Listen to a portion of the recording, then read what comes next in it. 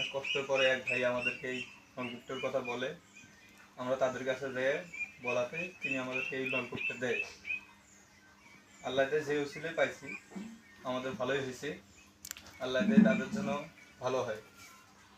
আমরা এটাই দোয়া করব, পরিবারের সবাই মিলে দোয়া করব যেন আল্লাহ তাদেরকে আরও মানুষকে দান করার জন্য তৌফিক দেয়।